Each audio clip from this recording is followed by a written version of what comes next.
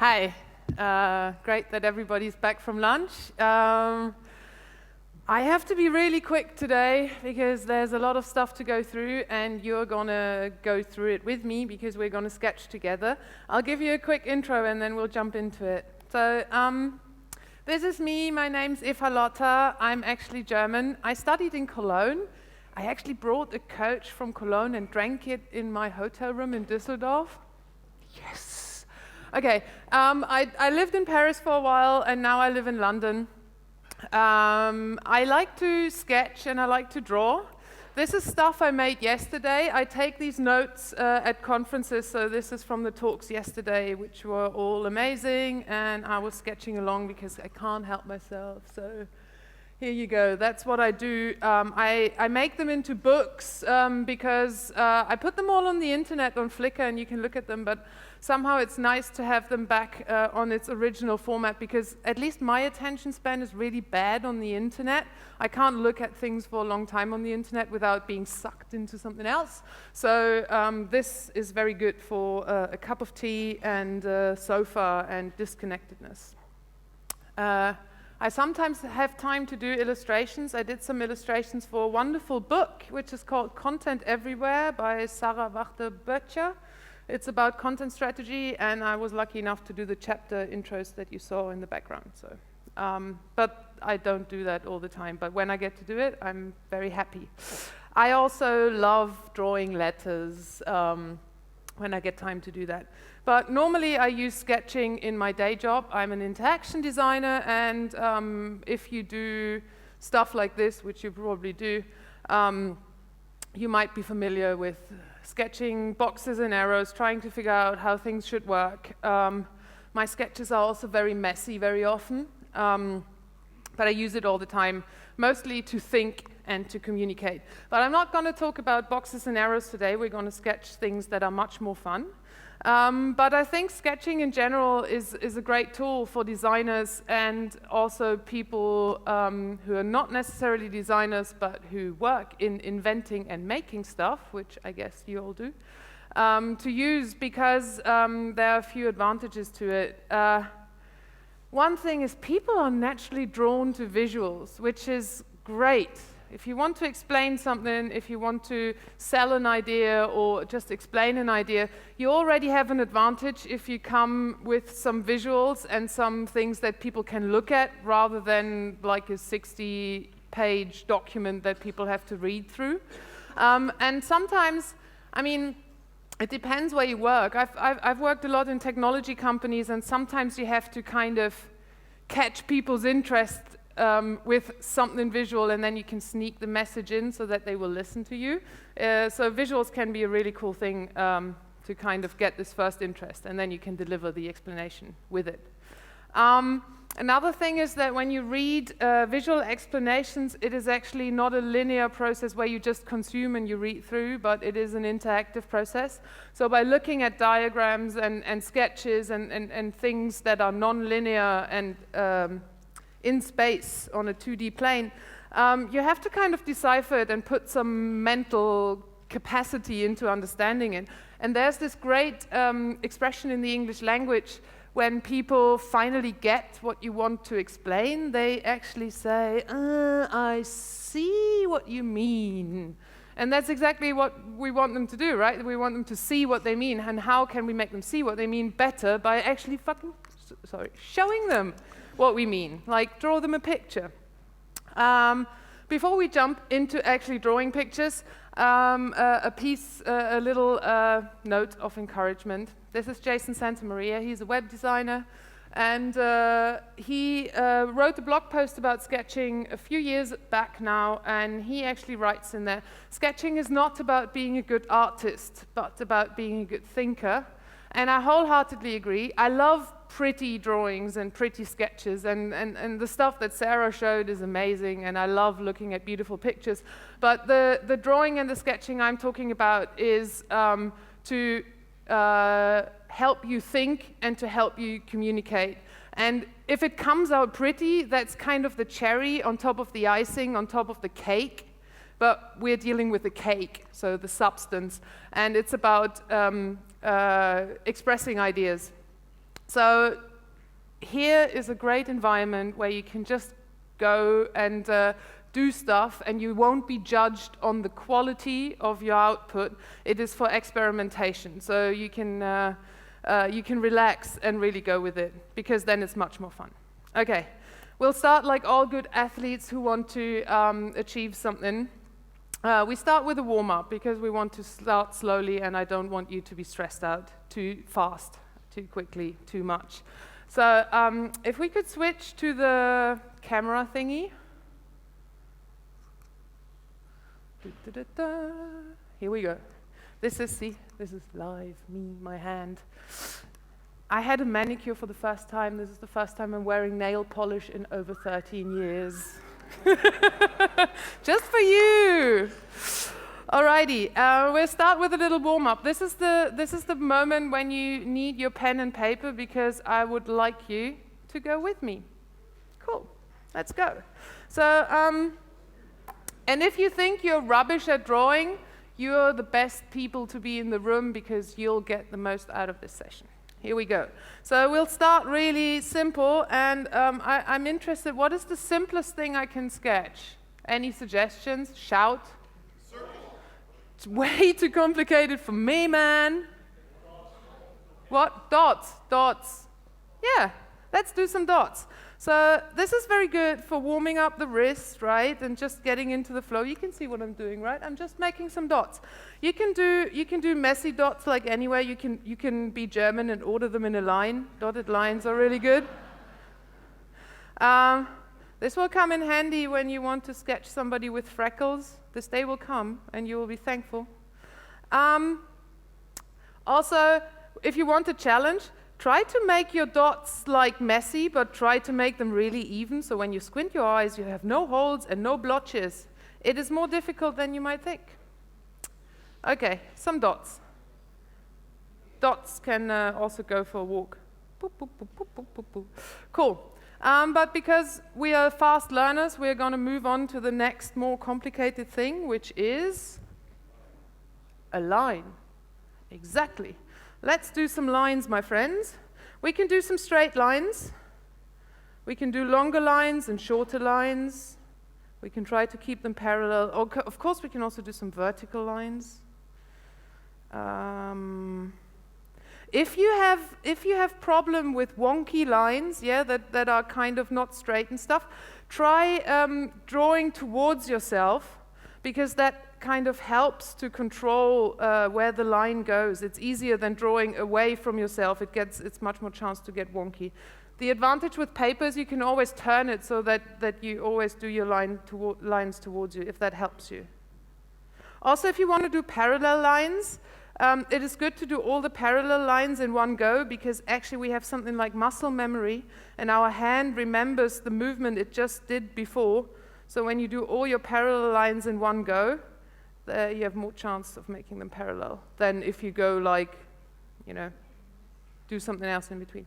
Okay, little game. You need to make friends with your friendly neighbor. You need to be 2 people together, otherwise turn to another table. You need a new piece of paper. We're going to do a little game, because games are fun, and this is called play and make. So we're going to play. I explained the game. It is really simple.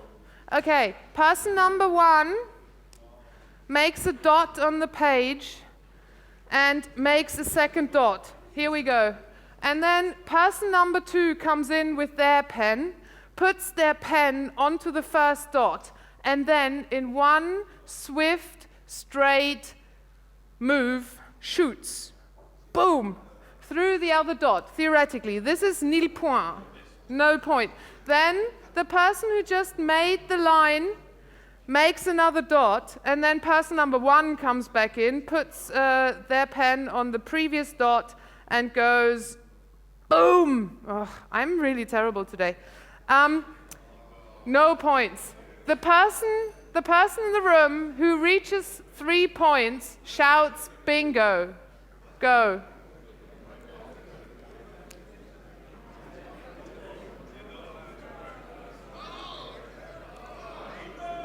Woo! 3 points? Wow. That was quick.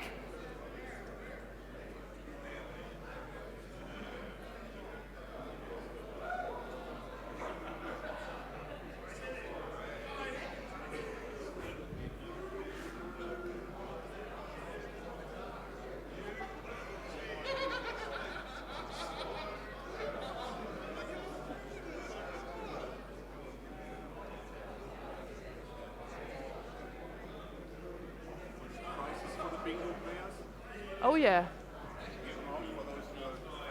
Yeah. Thank you. So, we really had a bingo in the back of the room. No cheat. Okay, good. Any second bingos? Come on, continue, because there are actually prizes. I just got prizes for the bingo winners. You're kidding me, are you? Bingo! Second bingo. You're both winning some fantastic bamboo styluses that Mark is gonna hand deliver to you. Well done.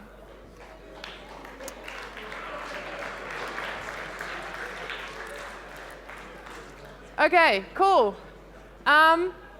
We're going to move on from lines. Actually, when you have lines, you can do pretty amazing stuff with lines by just putting a few lines together. Like, for example, 3 lines, you can make some triangles. Let's make some triangles. Have a quick look. What I don't want you to do is this. Like, do it in one thing, and then you go from triangle to some kind of pathetic squiggle, and you don't know what it is in the end. So I want you to lift your pen after each stroke. If the corners overlap, it doesn't matter that much. At least you can see it's a corner. So let's do some triangles. You can do bigger triangles and smaller triangles. You probably tend to always sketch at a similar kind of size, because we all have a size we feel comfortable at. If so, do also some shapes that are much bigger and some which are much smaller, because it's good to push yourself a little bit out of the comfort zone and tell your hand that it can actually do things it normally doesn't do. Okay, triangles, lots of triangles. When we're done with the triangles, we can go to the 4-sided triangle, also known as square.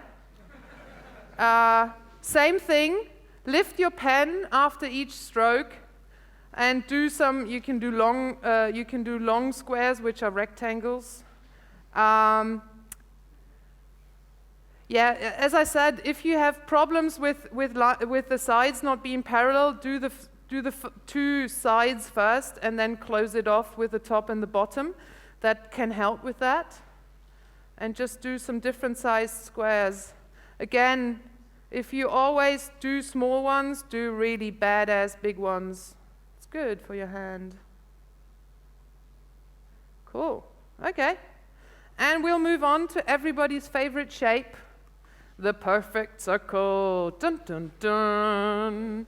Here we go. There is no secret to doing perfect circles except from practicing. So let's make some circles. It's kind of difficult to hit the spot where you started. It's a little bit like the dot shooting exercise, but in a circle.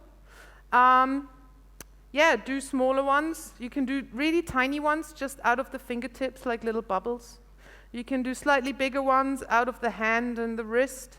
And then you can do the big badass ones that come out of the whole arm. The bigger the circle, the more difficult it is to hit the spot where it came from. If you always do your circles anti-clockwise, try doing them clockwise, just for fun. Boom. If you always start your circles on the top, start them on the bottom, just for fun. And then start them on the wrong side and in the wrong direction. Just so that your hand can actually get used to the fact that it's flexible. Here we go. Fantastic. That's the warm-up. I hope everybody's warmed up. At least we have some stuff on our paper now, so we don't have to be scared of the empty page. Oh, can we switch back for a second to the presentation?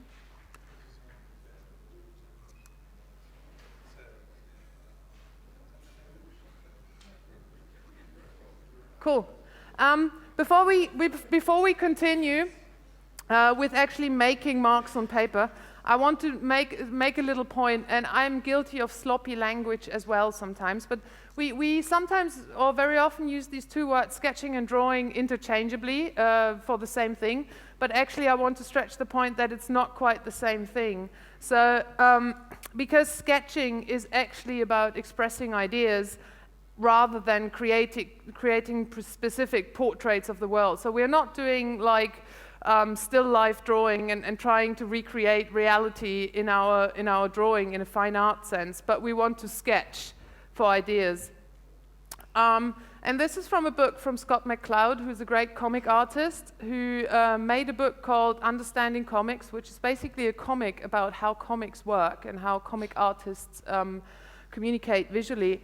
And this is from his book. And here, in this series, he nicely shows the difference and the gradient between sketching and between drawing and sketching. So on the left-hand side, you have a drawing which is pretty realistic, and then the more it gets abstract, the more it becomes a sketch.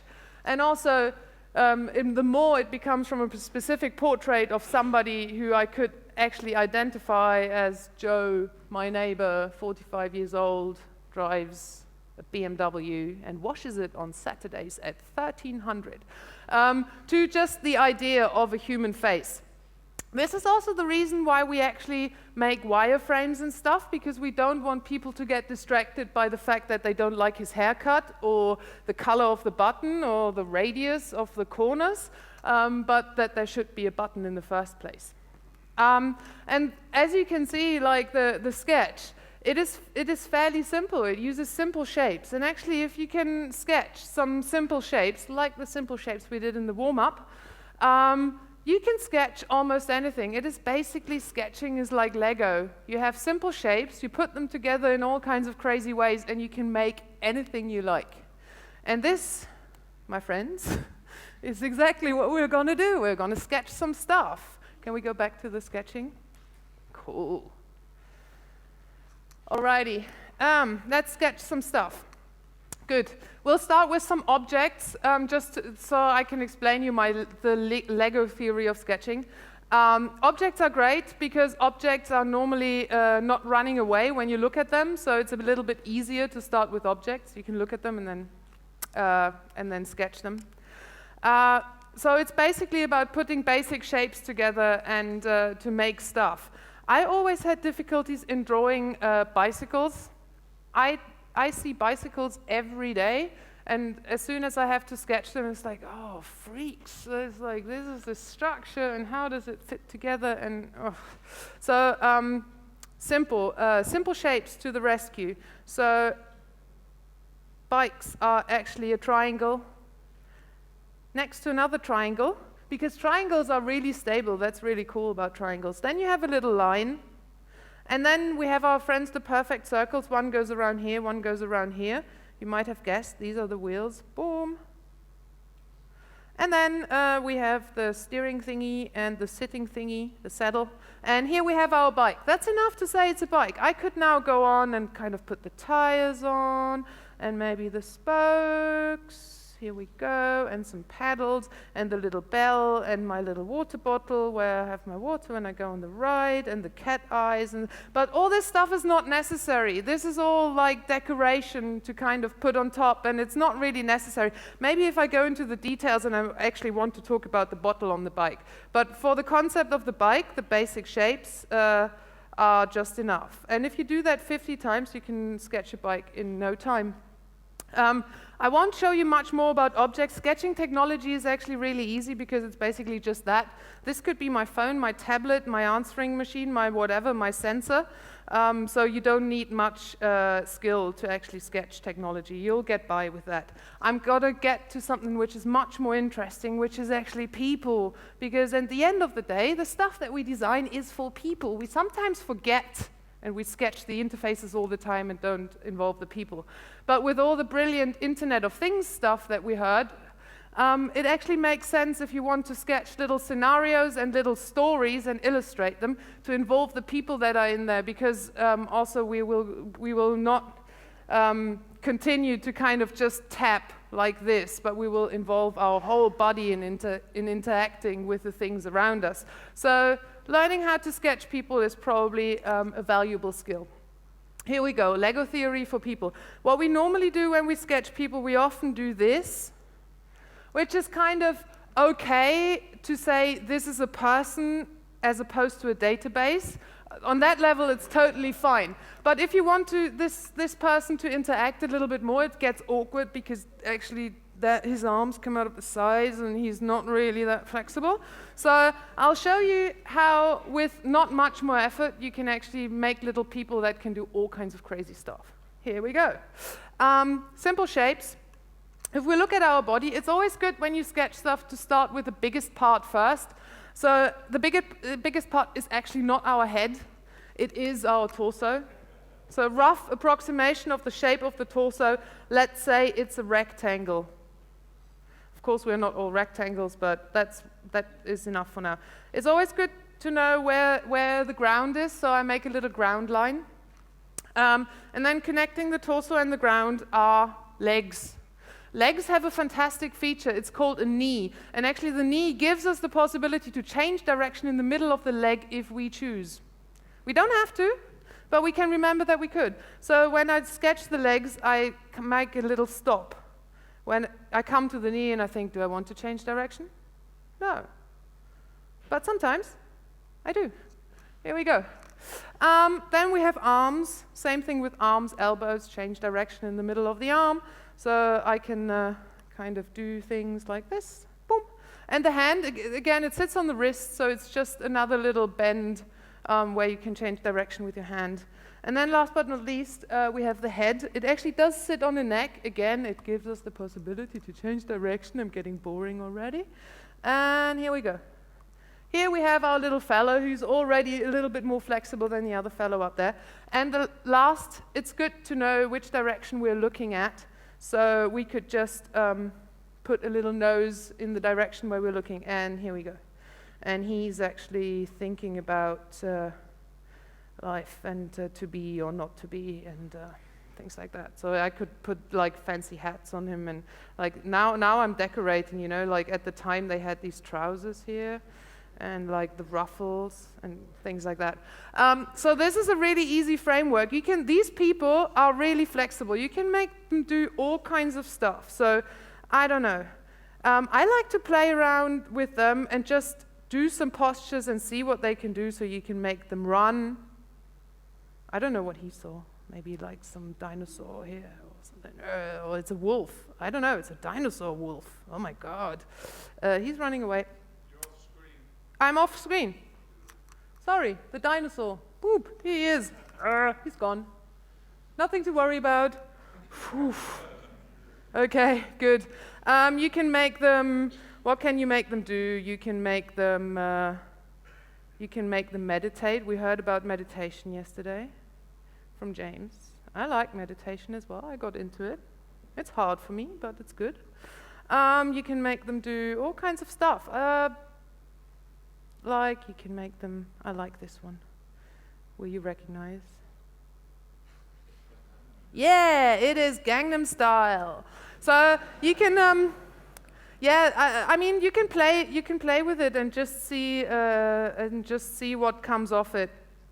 Sometimes I just doodle these things, and then I see if the stuff that I'm doodling actually makes sense. Sometimes things work out, sometimes they don't. This guy is just having a beer and sitting there with his legs crossed. He's probably sitting on some kind of a sofa here. So yeah, this is a nice framework to kind of start to play with. A very quick thing about things that you can play with, not only with the posture. You can start playing with all kinds of parameters. First thing, I said like approximately it's a rectangle. Of course we are not rectangles, right? I mean, we are all kinds of shapes. So you can start playing with shapes, and instead of a rectangle, you could kind of do different shapes and see what kind of people you get from it. So here we have kind of our normal guy. He's very normal. He's just standing there. And here we have another guy. Here we go. Very different kind of guy. He's more of an Arnold Schwarzenegger. He has muscles. Boom. Yeah. Here we go. And then here we probably have like a... I'm fulfilling all the stereotypical gender cliches. I'm actually quite emancipated, so I'm sorry you don't mind. It's like sometimes using cliches for communicating can be handy because you're tapping into existing concepts, but I don't think all women have to wear dresses. And here we go. Here we have the last guy. He's probably, I'm putting in some technology. He's actually checking his phone. Here we go. Here we go. And he's the business guy checking his phone. Okay, so you can play with shapes. Doing these different shapes is a really simple, quick way to distinguish your different people in a scenario that you're drawing. So you have kind of the guy, the square guy with the t-shirt, and then you have the lady with the stripy dress, and that's a really easy way to use the same framework but have different people when you do a scenario with 2 or 3 people in it. Things you can play with as well. This is kind of a 101 lesson in design. You can play with shape. You can play with proportion. So, of course, you can do something like this. If we have somebody like this, I crossed that out because sketching is about correcting errors on the fly. Here we go. Here we have like a really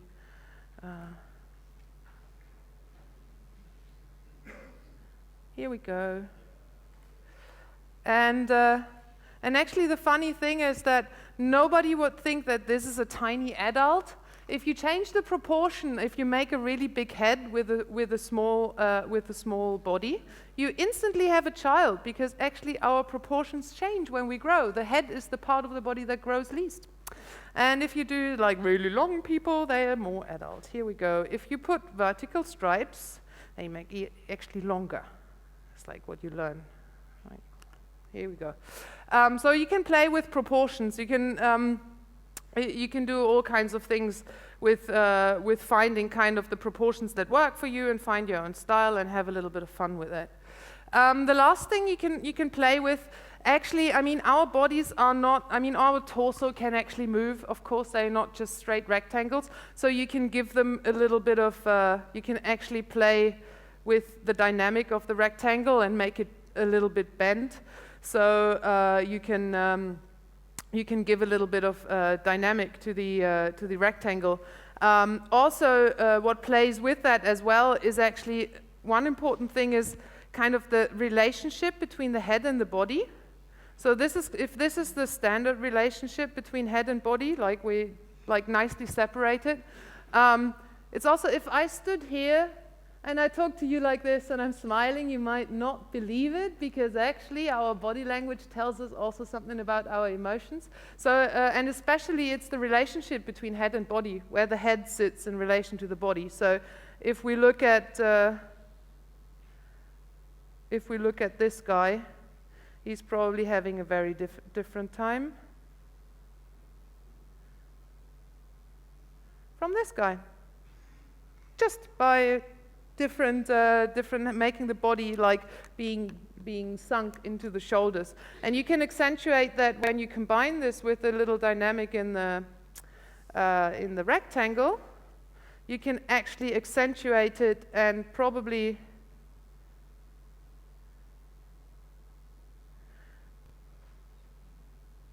this guy here is having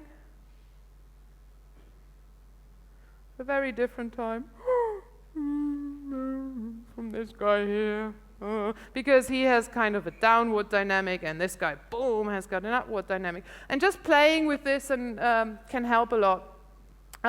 The head in front of the body thing is also great when you want to make somebody look down. I mean, if you want to sketch somebody sitting in front of their computer typing away, this is a really great thing. Because automatically by putting the head in front of the body and then just having the nose pointed to the bottom, it automatically looks like they are hunched over their computer, and then you have the mouse here, and then they kind of click here and tap, tap, tap, tap. They tap away and work all night, and like, yeah, here we go. That's the window, and he sits.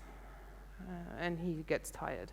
Okay, so that's the story about how you can do that. I already alluded to expressing emotion in kind of the body language. But of course, how do we express emotions most? It's actually through our face. So a quick framework for sketching emotions and sketching faces, and this is where I invite you to sketch with me. If you make a big square, like one of the big badass ones that I told you in the beginning, and then you divide the square into 9 sub-squares like tic-tac-toe, and then into each you make 2 dots and an L so that you have kind of a basic face. This is the face matrix. Here we go. And what you do then is I make an arc open to the bottom over the first column, and then I make an arc open to the top over the second column, and then I make a straight line. And I do the same next to the rows. I make an arc open to the bottom, an arc open to the top, and a straight line. And now I just do stupidly filling out the matrix. So I take the shape that is above my first column, and then I go down the column and just put this shape above the eyes. Boom, just going down, really easy. And then I pick up the shape on the second column, and then I go down the column and do exactly the same thing. And then I pick up the shape, third column, and do the same thing. And then I do the same with the rows. So I go to the left and I pick up the shape here, and then I just go to the side through my row and put it underneath like this. And then I pick up the shape here and go along the row like this. And I do the last thing, boring, boom, boom, boom, boom, boom. Okay. I didn't invent that. I think Dave Gray invented that, who's a great visualizer. Austin Kleon did that at a workshop as well. So I haven't invented all that stuff, but it comes in handy, and remixing it is good. So what you can see here, what you get, is you get the same guy in probably 9 very different states of emotion. So first one, he's really sad. He's the colleague who had to stay back in the office and couldn't come to the conference. And then the second guy, he's really angry. Yeah, this is the second on the left, in the middle row. That's probably you, pretty happy to be here. And the guy in the middle, he's the mean guy. He's the guy who's always nice to your face, and then he writes nasty emails to your boss. Don't want to work with him. So just to say, all this stuff, just to say, is it's the same idea. There's several parameters that you can play with, and it's basically the eyebrows and the mouth. And you don't have to stay monobrow. You can actually detach them. That was just for the simplicity of the exercise. And some people actually can do crazy things with their eyebrows, so you can even make the 2 eyebrows do different things. And again, you don't have to stay just with the lines for the mouth. You can kind of come up with all kinds of crazy mouth shapes, and you can even make people wink. Here we go. And if you place that stuff into a face, you can just, depending on where you want people to look, you can just place the face in different, like to the right or to the left. The eyebrows don't have to stay inside of the head. They can jump out a little bit cartoon style. If you want people to look down, you can do this. This guy is he's reading an article in the newspaper, and he's really furious about that. Look at him, he's angry. Oh my God, he's angry. Yeah, so this is just a little bit of a start to start playing with this stuff, because I mean, at the end you have to practice, because this is just a start.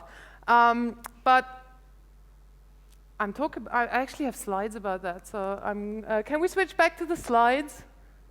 Thank you.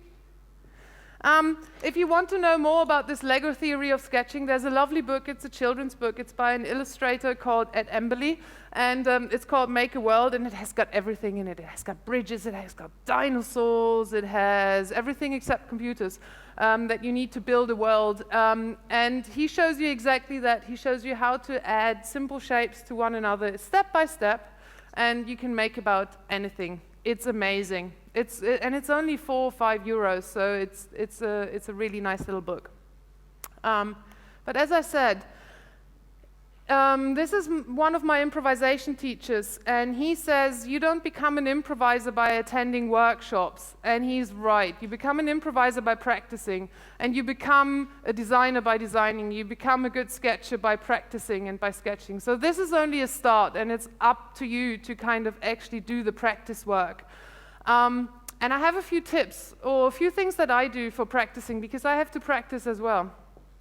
I have to practice lots of things. So first thing that is kind of a hurdle is making time for practice, because everybody is always busy, and I am as well, and it can be quite hard to kind of see, oh, another thing to fit in. So I like to use my downtime. I have these tiny sketchbooks. They are like this size, and they fit in the pocket. And when I started my job 2 years ago, my new job, my commute got longer, so I now have 40 minutes on the tube, on the underground. And I use this, no internet in there, oh my God. And I use this time to practice sketching. I got into lettering. I like drawing letters, so I wanted to practice my lettering. And so I subscribed to a daily email from the Oxford Dictionary, which sends you the daily word of the day. From the dictionary, so you also learn some definitions of words. And I would just sketch these. So every day I had a new word, got into the tube, and then I just do different variations of this and just sketch these words for 40 minutes on the tube. Fantastic. And then in the evening, my rule was I will just scan them and spend about 30 minutes cleaning them up in Photoshop. So that I have something that is kind of finished. So here are some more sketches, and the final thing cleaned up. And these are just some of the things that I did. I just had fun with different styles and just fooling around, basically. This sketchnoting stuff that I do is also making time for practice, because I'm doing two things at once. I'm here anyway to listen to awesome talks, but I can also use the time to practice my sketching by taking sketch notes. Fantastic. I like two-in-one things. You can also sketch while you watch TV, or you can doodle in meetings and things like that. There are loads of places where you can where your mind needs to be engaged, but your hands can do something else. Another thing that is important when you practice is actually practicing wider than your discipline. And not only I think that this is a good idea. This is Andy Murray. You can see the likeness. And Andy Murray is a great tennis player, but actually when he trains for Wimbledon or whatever tournament he doesn't only play tennis. He does all kinds of stuff. He runs, he does push-ups, he does weight training, he does stretching, he even does hot yoga. I learned that. And the thing is, he only is such a great tennis player because he also practices wider than his discipline. All these things that he learns from the different activities that he does make him a better tennis player. And the same is true for designers and developers. The more you practice outside of your immediate discipline, there are always things you can learn that will help you with your discipline. So I'm a sucker for workshops. I love learning new stuff. So some of the things that I started doing this year is I took calligraphy classes. I'm not going to become a calligrapher. I won't write your wedding invites, but it tells you a lot about construction of letters and handwriting. I did a sign painter workshop. Again, I won't paint signs, but it's great to get this skill. And I'm doing improvisation, which is like theater improvisation, which has, on the first glance, nothing to do with design, but in my opinion, the design process is an improvisation process. I can talk about that a different time. But all these things help me to make stuff like this. This was a big thing that I did for a conference in New York, Beta Day, where I did sketch notes on a big scale. And by having done the sign painting and my lettering got much better. The improvisation helps me to kind of make decisions on the spot where to place things and not freak out when something goes wrong, because that's part of what you learn in improvising. So all these things, and we are great. Humans are great pattern recognizers, so we're really good at transferring skills and spotting something in something apparently really unrelated and knowing how to transfer it back to something that matters to us. We're really good at that, so trust that you will learn something from practicing outside of your discipline. And what it also taught me, like learning all this new stuff, is it taught me, what it taught me most is actually getting used to learning something new, because learning something new is quite a hard thing. And there's always a learning curve, and I'm not talking about if something is really difficult or easy to pick up, but I'm talking about my emotional learning curve, the emotions I go through, this roller coaster. Every day I learn something new. But actually it is. So first I see something and I think, oh, that's amazing, I want to learn that, I'm signing up for the workshop now, I'm completely pumped. And then the workshop starts and you start doing it, and then it's like, shit, it's hard, I suck at that. And this is the moment where I freak out, and this is really the moment when you can really drop out. It feels terrible every single time, it does.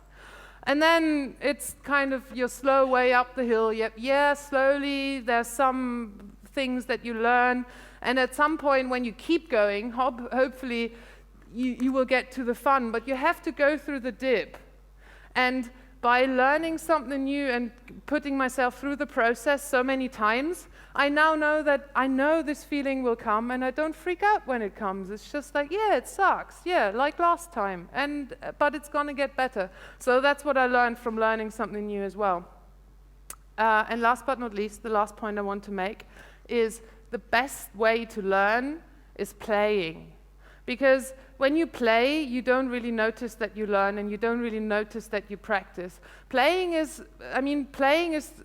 basically equals learning for children. I mean, how do we learn what we know about the world as children? They play, right? We make up stuff and we make up situations, and that's how we learn for the real situations that we come in. So having a playful approach is great, because then you don't even notice that you practice. I give you an example. We have big whiteboards in the office, and people put random stuff on there. Sometimes they brainstorm, sometimes they just say, hi, I was here, and sometimes they make jokes, whatever. And one day, somebody wrote that on there. I have no idea why, 1Z. And I saw that, and I thought, oh, a onesie. So I drew a onesie. And at some point, it was like, oh, that could be a 2Z. And then somebody else came along and said, oh yeah, a groupsie. And then it went on. It went viral on the wall like a 3-2-1-Z. Or a nunzie. And you play with rhymes. Oh, a fucking gunzie, Texas. A sunzie. And then also other people joined in. This was an engineer joining in. I love that. A shunzie. Yeah, then there was a clumsy, cheeky bumsy, a runsie, and the onesie. And everybody joined in. I mean, there's engineers, right? I would have never come up with that. We work agile. We have scrumsies. Then you can also have film references. Oh, this one. And of course, because it's Google, you need Star Trek, right? Not Star Trek, Star Wars. I never watched Star Wars, I have to say. Whatever. Oh! But in the end, I mean, this was the wall. And the funny thing is, it started between just 2 or 3 of my colleagues, and then everybody joined in. PMs, engineers, who knows who joined in? I don't know. But the thing is, play is really infectious. Just by this stuff being there, people started sketching, and I think they probably don't think they can sketch and stuff. But it was just a lot of fun, and also a little bit of practice, I think, at the same time. Another thing how I like to practice is when I need a break, I like having a doodle break from all the brainy stuff I do. I just like to switch gears and take 5 minutes off and just doodle something. And I like doodling random things, and sometimes I don't know what to doodle, so I need a little help. And a friend of mine helped me, one of my colleagues, to do this thing, which is a random sentence generator. So I just gave him a spreadsheet with different parts of sentences, and he made it do things. generate random sentences. This is one random sentence, a crazy cat selling a sausage. And I put this up on the wall in the studio again and said, well, this is, if you need a break today, have a doodle break and doodle this. And this is what some of my colleagues came up with. This is a crazy cat. This is Peter's crazy cat. This is another version of a crazy cat. This is my crazy cat. Going into a vegan meeting, selling sausages. Crazy cat. This is my colleague Simon. It's a little bit more. He's into psychology. But the thing is, when you tell somebody draw a crazy cat selling a sausage, everybody has a different image in their head and a different story, and it's amazing how many different variations actually come out when people start sketching that. So I have the random sentence generator. It's online. I put it online. If you want to have a doodle break at some point, you can by going there. I can show you the random sentence generator, and I'll give you one sentence to doodle. Can you see that? No, you can't, because it's in the parallel universe. To which side? Does it come? Well, the thing is, where's my mouse? Here. Okay, new sentence, it does this. A lovesick politician hating an orange. Yeah. Or you could have tiny clown throwing ice cream. Green. Or a grumpy tree hoping for cigarettes. So yeah, you can go on there, and if you do doodle something, hashtag it with doodle break, and we can all follow the hashtag or have a look and enjoy what you come up with, because it's a lot of fun. And with that, I'm 34 seconds over. I wish you a lot of happy sketching. Go forth and sketch and practice and have fun, and don't take it too seriously, because at the end of the day we all want to play. Thank you.